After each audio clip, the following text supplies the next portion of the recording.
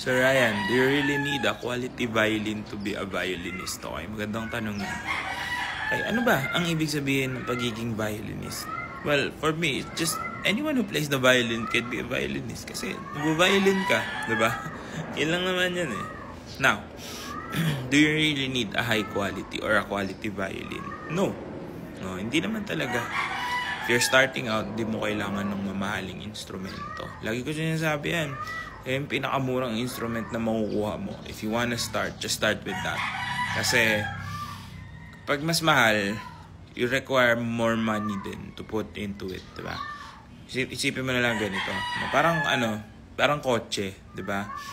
Hindi ka naman sa mabilis agad nagda-drive, diba? If you're starting to learn how to drive, sa side street ka lang, sa subdivision ka muna dadalhin, or sa mga driving courses, diba? The last thing you do is drive sa expressway, diba? Parang ganun. So, the same thing goes here. No, hindi porket mumurahin yung instrumento mo, hindi ka na considered na musician or violinist. Nagkakatalo lang yan sa skill, diba? So, kailangan lang pagandahin mo yung skills mo. So, kahit mura at kung magaling ka naman magpatunog, okay lang, no? It's not something that will discredit you as a musician or as a person na okay, hindi ako masyado magaling mag-violin, hindi na ako, or mumurahin yung instrumento ko, hindi na ako considered as a violinist, no? If you love playing the violin, you work, you practice with it, no? Kahit pa magkano yung instrumento mo, yes, you are considered one, no? Don't let social media or other people tell you otherwise, no? Especially, I really hate the people who call those cheap violins like violin-shaped object. Come on. It's kind of degrading din, di ba? Pero, tumutunog yan eh. Di ba? Nagagamit siya. It's been used for its intended use, which is to make music. Let's not like discredit people who use cheap instruments, di ba? That's why I always try to encourage people na yung gusto talaga at wala kayong pambili ng mamahalin, you don't need an expensive one yet. Pagaling ka muna dun sa mas mumurahin, no? A lot of us started with cheap instruments, no? Ako nung first full-size violin ko, 2,000 pesos lang din, diba? And it encouraged me to play and get better, diba? Wala yun sa, kung ano yung may hawak mo ngayon. If I'm holding a $1 million instrument right now, I know I didn't start with that. No one started with a super expensive instrument, diba? Kasi, ganun din yan eh.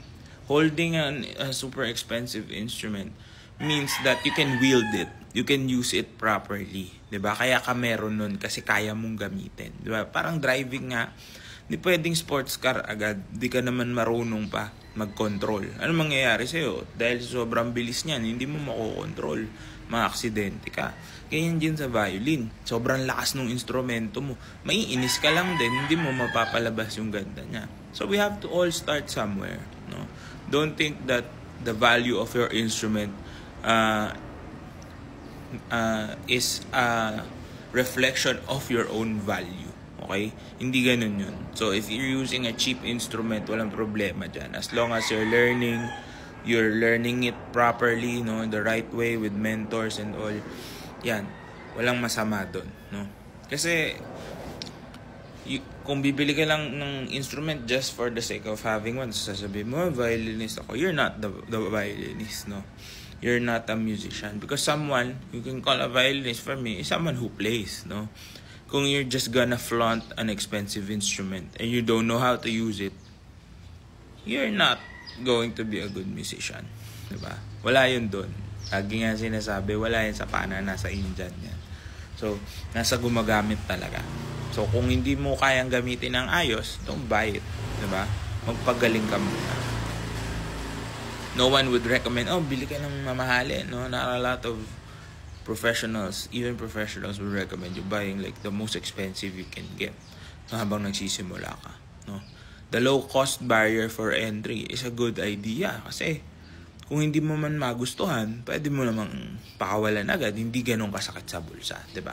Kung para sa'yo talaga, di tsaka ka mag-spend ng mag-spend. Kasi walang katapusan ng gastos, no? We have to face the fact that we still live in a very consumer-centric world, no? Parang we can call it that, I don't know. But, lahat tayo gagastos. Every hobby, every niche that we get into, lahat yan may kaakibat na gastos. And isipin mo na lang, kung mamahalin ng instrumento mo, tapos di ka marunong, naputulan ka ng string, di mo pwede lagyan niya ng tigda 20 pesos na string. Masisira yung instrument mo, di ba? So, kailangan mas mahal na string yung ilalagay mo, edi mas malaki gastos, di ba?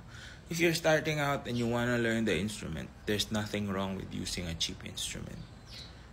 It's a better idea nga, di ba? Lagi ko sinasabi, masarap sa pakiramdam yung you have something to look forward to.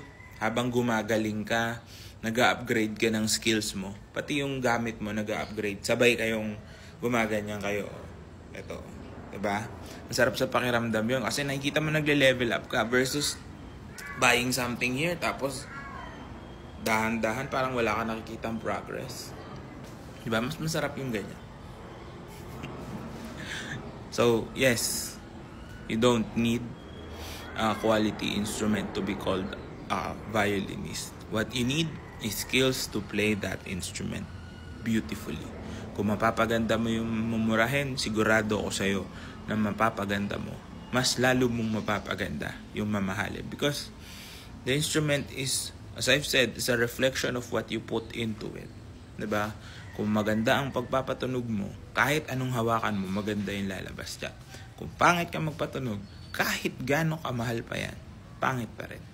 So work on your skills. Don't focus on the gear. Good luck sa'yo.